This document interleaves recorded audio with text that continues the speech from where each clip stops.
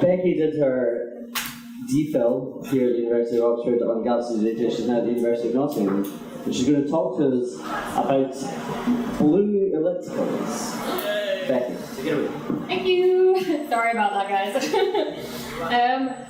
So we've been asked to talk about our favourite Galaxy Zoo moment, and I was thinking about this the other day, and probably mine's kind of a selfish one, because I was, 10 years ago, was still at school, was doing my A-levels, and was classifying when I found out that this project existed, and classified through my university degree as well, and then found out that I could do a PhD using this data that I'd been so excited about, like all through my university life. I was doing it sort of, I would have a break from revision and just like classify some galaxies. And I think my favourite moment then was when I got accepted to do that PhD project with this data. And so my first day at the office, I was like, just classify a galaxy, because I could. And I knew it was the first one I'd done as a Galaxy Zoo PhD student as well. So that was kind of a little selfish moment for me. But then through the years, what I've done on my PhD, and what I care about, is star formation. So everybody else has talked about structure, they've talked about bars, they've talked about bulges in galaxies, and how that all correlates with black holes, and that's cool, I'll give them that. But what I really care about is star formation. And the really interesting thing, I think, with Galaxy Zoo is the fact that the users aren't biased like the astronomers are. So you guys just come with sort of fresh eyes and look at this data with no sort of background knowledge. And that sounds like a bad thing, but it's actually a good thing. Because when you do that, you end up challenging the sort of worldview that we have about galaxy evolution. So Bill talked about these unknown unknowns, the things that we didn't know about. We never knew we discovered. Brooke talked about the sort of known unknowns, the things that maybe we should look at but we didn't quite have the time yet and we didn't know that we didn't know that. But the known knowns at the time of Galaxy Zoo was that in terms of sort of how galaxies evolve and the big picture, the beautiful spiral things that we're all used to seeing, they were the blue things. And the sort of blobbish things that grew out of these mergers and bulges, they were the red things. And that colour might not seem important, that distinction, but actually that's really important in terms of star formation. So something that's blue is very hot. So think about a candle in comparison to the flame on your hob, or a gas Bunsen burner or something like that. It's a blue flame, it's much hotter than a candle. So blue colour means hot, young, big stars, and red means sort of old, dying, sort of light of a furnace, kind of just sort of glowing. And so if you have something that's blue, you know that it's forming a lot of stars. And you have something that's red, you know that it's forming not a lot of stars. And the sort of world view was that spirals, they form all the stars, and then as they merge together with more and more galaxies, they lose all that beautiful spiral structure. They become this sort of huge, amorphous blob shape, an elliptical galaxy, and they stop forming stars. Because in the merger, you sort of form a starburst that uses up all the fuel in the galaxy for star formation, and they end up with something that just sort of decays and loses all of its hot young blue things and just sort of becomes red. And so there was this implicit bias there for astronomers, that if they see something that's red, they'd be like, oh, it's an elliptical. And if they see something that's blue, they'd be like, oh, it's a disk or it's a spiral. And when the users came along, they didn't have that bias there at all. And so when they looked at an image, they didn't care about the colour. It was an interesting feature maybe, and it kind of made the image look pretty and nice, but to them, they were asked, what is the shape? And that is what they looked at. And so the users then ended up finding blue ellipticals. Things that challenge the world view of this is how galaxies evolve. And so said, actually, something might be blobbish, and might have had a merger, and might have evolved to sort of what we consider the end of a galaxy's life, but oh hey, it's still forming stars. So how does that happen, and why that occurred is kind of my favourite result from Galaxy Zoo, was the fact that non-experts made experts challenge the way they thought about how the universe works. And again, I'm being really selfish because it's particularly my favourite result because it's the reason I got to go to Hawaii during my PhD. And Hawaii's pretty cool, guys. So I got to go and spend 5 days on the top of a mountain, the highest, tallest sort of freestanding mountain sort of on its own. So Everest is obviously the tallest, but if you consider from sea floor up to the peak, Mauna Kea in Hawaii on the Big Island is actually taller than Everest, which is really cool. So I got to stand on the top of that mountain, surrounded by telescopes and seeing sort of Maui in the background and the whole of the Pacific Ocean spread around me and thinking, I've made it. I've made it now, guys. I am officially an astrophysicist, and I can call myself that, you know?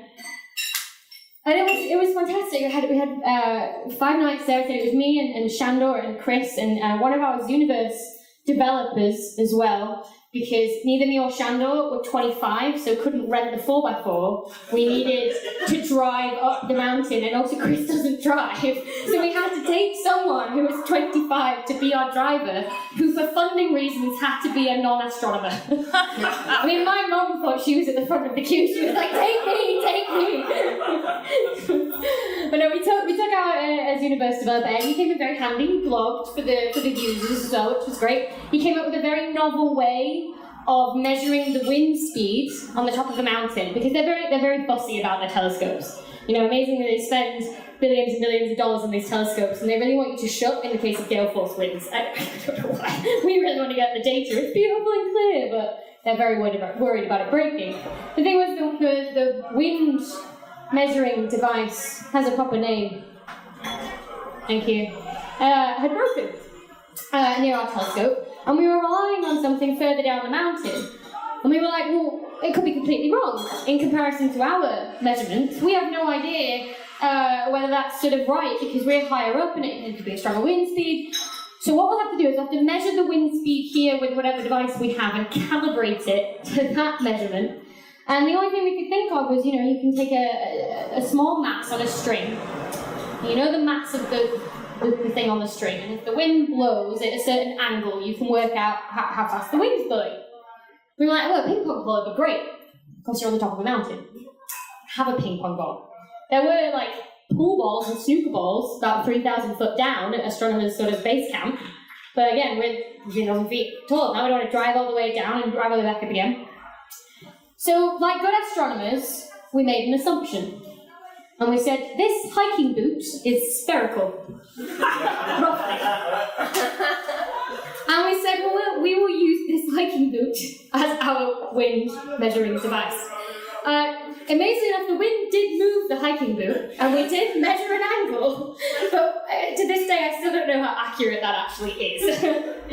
But it was one of my favourite observing trips, mainly because the sort of 4th night, I'm a PhD student this time. My assignment supervisor, Chris, is down in the corner, he left me in charge on the last night. He said, you know, here you are, put the first observer's hat on, that's now mantle passed to you, you're in charge. And as an enthusiastic PhD student, I was like, yes, this is amazing, I'm probably an astrophysicist. And then about an hour in, and I was like, oh my gosh, I'm in charge of $1 billion telescope. Well, I'm the clumsiest person in the world, why have they done this? But we were fine, we were getting data, it was great, we were having such a good time. Taking data. And then we spotted that there was a storm coming in on the radar. And we thought, well, it'll be fine. It's moving pretty fast, it's probably going to glance off the island anyway. It might be an hour or two that we'll have to shut the dome on the telescope and start taking data. 4 hours later, the storm is still over the top of us, and it's grown, and it's snowing outside, and it's like minus 10 degrees. And so we're like, well, let's have a nap. We'll see maybe if we can open at the beginning, like towards the end of the night, you know, when it's sort of like maybe 5 a.m., something like that. You know, it was about 3 a.m. at this time. And we said, well, maybe it's not actually that bad. Maybe the radar is lying. Maybe we're actually, because we're on the top of the mountain, we're actually above the clouds. We should really do like a visual inspection. We should go out and check this ourselves of what is happening. Now, the telescope we're in is really cool. It looks like a golf ball. So picture a golf ball, that in the control room of the telescope is also in the part of the building that moves as you move the telescope. So the whole thing just rotates. So the door out, you could come out anywhere. You could come out right by where you parked the car, and you could come out 180 degrees on the other side. You had no idea. You're on top of the mountain, where lights are, and astronomers do not do that. Do not put your lights on for fear of death on the top of a mountain, fear of angry astronomers with pitchforks. And so we were like, okay, let's go do a visual. We'll take some torches. We'll see what's going on. So we're walking down the steps, down to the front door, and Shandor tentatively takes a step off the telescope dome. At which point the wind hits him. Probably about 50 to 60 miles an hour. And you remember I said that it was sort of snowing? Well, the whole of the ground around the telescope had turned to black ice. So I'm still standing on the telescope watching all of a sudden as Shandor starts to slide away from me on black ice on the top of a mountain to who knows what might be a sheer drop on the other side. So I'm now like clinging onto this part of the telescope, and sort of it was like that bit in Castaway when he's screaming, Wilson! But that was actually like PhD student who I'm responsible for sliding away on this mountaintop. Thankfully, as you can see, he still lives. So it was a happy ending, folks, unlike Wilson. But we were unfortunately unable to take data for the rest of the night. But we still got some from the rest of the 5 days, so I'm going to consider it a successful observing trip. So it's okay. But I should say the reason we were there, obviously, these blue ellipticals that we wouldn't have been able to find if it wasn't for the users classifying all of these galaxies. And what we were looking for comes back to what Brooke was talking about, was these black holes. Perhaps energy from these black holes may have actually come out of the black hole, hit into the gas of the galaxy that's still there, but triggered it so that it might form star formation. It might have pushed it together, contracted it in sort of like a shockwave, and maybe made star formation, which made it blue. Or maybe the galaxy had a merger again.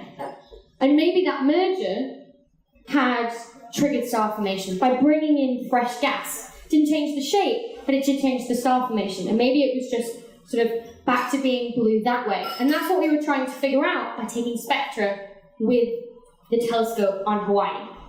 We've been able to do that because I'd like to think that my classifications also made it into the classifications that identified those galaxies, because I was also one of the unbiased people once upon a time. Thanks.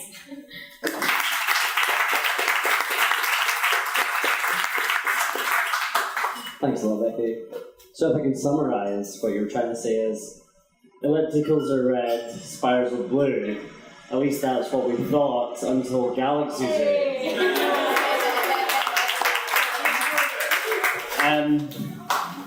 And thanks for bringing back some amazing memories of successful observing runs. Yeah, there we go. Does anyone have any questions about Hawaii or blue elliptical galaxies for Becky? We've got one up the back there. I'm wondering if there's any members of the health and safety executive. No, is there really a first observer's hat? And so, what's it look like? I've been told it's invisible, but it is real, along with like the PhD hat as well. I'm wearing both right now.